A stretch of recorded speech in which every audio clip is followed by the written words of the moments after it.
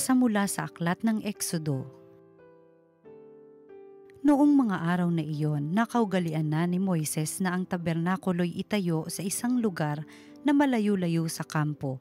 Tinawag iyong dakong tipanan ng Diyos at ng mga tao. Doon pumupunta ang sino mang nais sumangguni sa Panginoon. Tuwing papasok doon si Moises, ang mga Israelita'y tumatayo sa pintuan ng kanilang tolda at tinitingnan siya hanggang sa siya'y makapasok. Kapag nasa loob na si Moises, bumababa naman sa may pinto ng toldang tipanan ang haliging ulap at mula rooy nakikipag-usap sa kanya ang Panginoon. Kapag nakita ng mga Israelita na nasa pintuan ng tolda ang haliging ulap, lumalagay naman sila sa pintuan ng kanilang tolda at yumuyuko. Ang pakikipag-usap ng Panginoon kay Moises ay tuwiran, tulad ng pakikipag-usap sa kaibigan. Pagkatapos, si Moises ay bumabalik na sa kampo ngunit naiiwan sa tolda si Josue, ang katulong niya. Ang Panginoon ay bumaba sa ulap, lumagay sa tabi ni Moises at binanggit ang kanyang pangalan, Panginoon. Ang Panginoon ay nagdaan sa harapan ni Moises. Sinabi niya, "Akong Panginoon ay mapagmahal at maawain. Hindi ako madaling magalit. Patuloy kong ipinadarama ang aking pag-ibig at ako'y nananatiling tapat. Tinutupad ko ang aking pangako maging sa libo-libo at patuloy kong ipinatatawad ang kanilang kasamaan, pagsalangsang at pagkakasala. Ngunit hindi ko pinalalampas ang kasalanan ng ama at ang pagpaparusa ko'y hanggang sa 3 at 4 na salinlahi." Nanikluhod si Moises at sumamba sa Panginoon. Sinabi niya, "Kung talagang kinalulugdan ninyo ako, isinasamo kong samahan ninyo kami kahit na matigas ang ulo ng lahing ito. Patawarin na ninyo kami at tanggapin bilang inyong bayan." Si Moises ay 40 araw at 40 gabing kasama ang Panginoon, hindi kumakain o umiinom. Isinulat niya sa mga tapyas na bato ang mga tuntunin ng tipan, ang 10 utos. Ang salita ng Diyos. Ang ating mahabaging Diyos ay nagmamagandang loob. Ang poon ay humahatol, ang gawad ay katarungan. Natatamo ng inapi ang kanilang karapatan. Ang balangkas niya't utos kay Moises ibinilin, ang kahangahangang gaway na saksihan ng Israel. Ang ating mahabaging Diyos ay nagmamagandang loob. Kay ganda ng kalooban mahabagin itong Diyos. Kung magalit ay banayad, kung umibig na may lubos. Banayad nga kung magalit, hindi siya nagtatanim. Yaong taglay niyang galit, hindi niya kinikimkim. Ang ating mahabaging Diyos ay nagmamagandang loob. Kung siya ay magparusa, di katumbas ng pagsuway. Di na tayo sinisingil sa nagawang kasalanan. Ang agwat ng lupa't langit sukatin may hindi kaya. Gayon ang pag-ibig ng Diyos sa may takot sa Kanya. Ang ating mahabaging Diyos ay nagmamagandang loob. Ang silangan at kanluran kung gaano ang distansya, gayong-gayon ang pagtingin sa sino mang nagkasala. Kung paano nahahabag ang ama sa anak niya, gayon siya nahahabag sa may takot sa Kanya. Ang ating mahabaging Diyos ay nagmamagandang loob. Ang mabuting balita ng Panginoon ayon kay San Mateo. Noong panahong iyon, iniwan ni Jesus ang mga tao at pumasok sa bahay.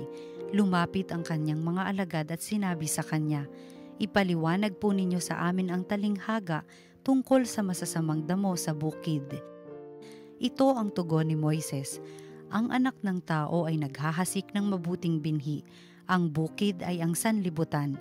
Ang mga taong pinaghaharian ng Diyos ang mabuting binhi at ang mga taong pinaghaharian ng Diablo ang masasamang damo. Ang kaaway na naghasik ng mga iyon ay walang iba kundi ang Diablo. Ang pag-aani ay ang katapusan ng daigdig at ang mga anghel ang mga tagapag-ani. Kung paanong iniipon ang mga damo at sinusunog, gayon din ang mangyayari sa katapusan ng daigdig. Susuguin ng anak ng tao ang kanyang mga anghel at iipunin nila mula sa kanyang pinaghaharian ang lahat ng nagiging sanhi ng pagkakasala at ang lahat ng gumagawa ng masama at ihahagis sa maningas na pugon. Dooy mananangis sila at magngangalit ang kanilang ngipin at magliliwanag na parang araw ang mga matuwid sa kaharian ng kanilang Ama. Ang may pandinig ay makinig. Ang mabuting balita ng Panginoon. Pinupuri ka namin, Panginoong Hesukristo.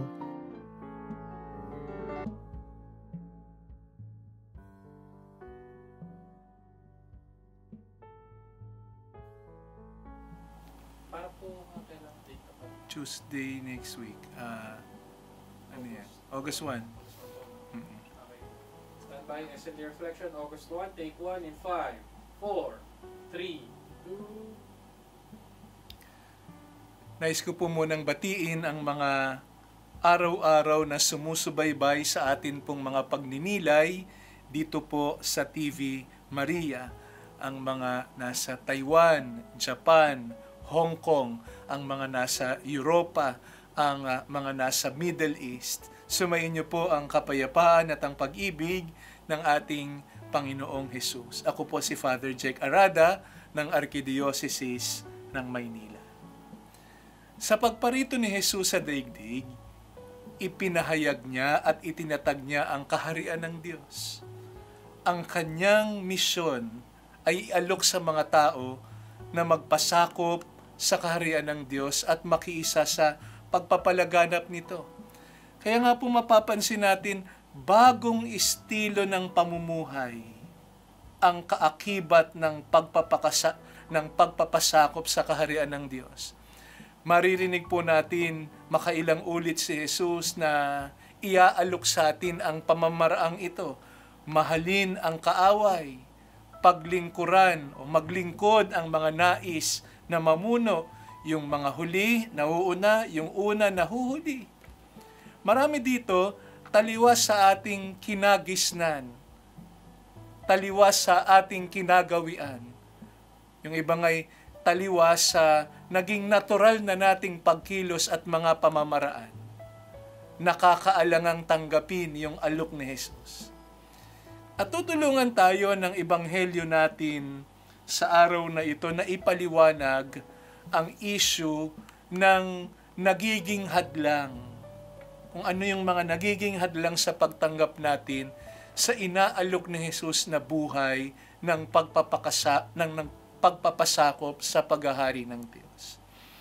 Tinalakay sa ating ebanghelyo sa araw na ito yung issue ng pagsasama ng masama at mabuti. Nasa puso ng bawat isa sa atin yung binhi ng kabutihan, yung binhi ng pagpapakabuti. Nilikha tayo ng Diyos na kawangis niya, kamukha niya, kaya nga likas sa bawat tao na mabuti. Likas yung kabutihan sa puso ng bawat tao. May mga taong handang gumawa ng mga hakbang upang mamuhay ng matuwid.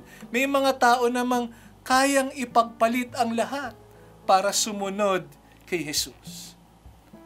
At makikita po natin marami yung gumagawa ng issue at inilalarawang iskandalo daw na nagsasama yung mabuti at masama sa simbahan. Pero isipin natin, maging sa mga alagad ni Jesus, nangyari ito, hindi ba? Kasama nila si Judas Iscariote na sa dulo ay nagkanulo kay Jesus. Kasama siya sa mga gawain at sa misyon ng mga alagad. Meron po kasing mga feeling banal, feeling mabubuti. Meron namang mga tunay na banal at mabuti. Marahil ay may mga nais na humiwalay at magtatag ng eksklusibong grupo ng mga matitino. Ngunit darating din ang panahon na matutuklasan nila ang kahinaan ng bawat isa. Kahit na magsama-sama lahat ng matitino, lahat naman ay may kahinaan at mayroong kapintasan. May tukso rin na dahil nga ang tingin natin sa sarili natin matino, banal, mabuti, ipagtulakan at isantabi yung mga itinuturing nating makasalanan. Tinataasan ng kilay, inieheman ang mga kilala nating makasalanan sa lipunan. Sinusundan ng titig at tingin ang mga kilalang Nakiapid daw, sugarol, mandaraya, may baluktot na pamumuhay. At may mga tao na atat, nabawian ng karapatan na mapabilang sa simbahan ang mga makasalanang ito upang pangalagaan ng ibang mabuti daw at matino.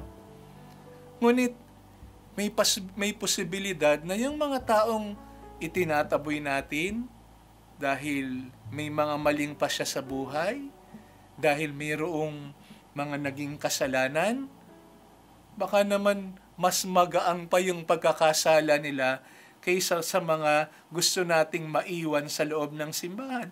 Maaring mas masahol pa ang mga nananatili kaysa sa mga nais nating paalisin.